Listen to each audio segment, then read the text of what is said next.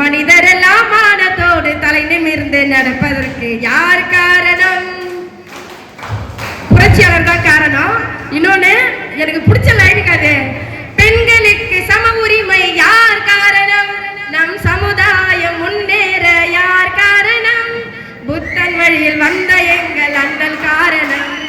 புத்தன் வழியில் வந்த எங்கள் அண்ணல் காரணம். உண்மையாலுமே புத்தர் வழியில வந்த புரட்சியாளர் அம்பேத்கர் அவர்கள் மட்டும்தாமே காரணம். சுதந்திரம் அடைஞ்சிருச்சு, 1945 சுதந்திரம் அடைஞ்சு முடிஞ்சிருச்சு. அப்போ புரட்சியாளர் அம்பேத்கர் அவர்கள் ஒரு லைட் போட்டு ஒரு கூரை வீட்டில் உட்காந்து படிச்சுட்டு இருக்காரு.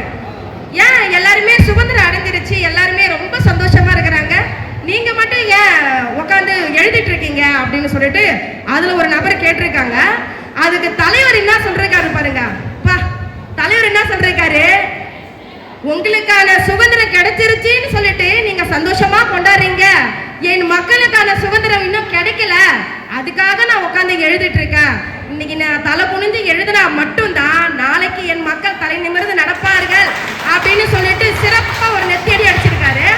ஒரு நாளைக்கு புரட்சியாளர் 18 மணி நேரம் லைப்ரரியில படிப்பாராம். நம்மலாம் ஒரு 10 நிமிஷம் புக்கை எடுத்தாலே தூக்கம் வருது, பசி எடுக்குது. ஆனா புரட்சியாளர் அம்பேத்கர் அவர்கள் ஒரு நாளைக்கு 18 மணி நேரம் புக்கை வச்சு படிச்சாரு. அப்படி படிச்சதால மட்டும்தான் 47 பட்டப்படிப்பு அவரால் வாங்க முடிஞ்சிச்சு. அதுவும் இல்லாம லைப்ரரியில உட்காந்து படிச்சு லைப்ரரிக்கு ஃபர்ஸ்ட் வர ஆளு புரட்சியாளர் அம்பேத்கர் அவர்கள் மட்டும்தான். லாஸ்டா போறது அவரும் தானா. லைப்ரரியில உட்காந்து படிச்சுட்டே இருக்கிறீங்க, எப்போ நீங்க கிளம்புவீங்க அப்படின்னு சொல்லிட்டு கேட்டிருக்காங்க. அதுக்கு அவர் சொல்லியிருக்காரு, என்னோட மக்களுக்காக ஒரு தேரை, அதாவது ஒரு தேர் மாதிரி, கோவில் திருவிழால தேர்ன்றது ஒரு புனிதமான ஒரு விஷயம் இல்லைங்களா, அந்த தேரை வடம் பிடிச்சிட்டு வர்றது, அதை மென்ஷன் பண்ணி அதை காரணம் காட்டி சொல்லியிருக்காரு.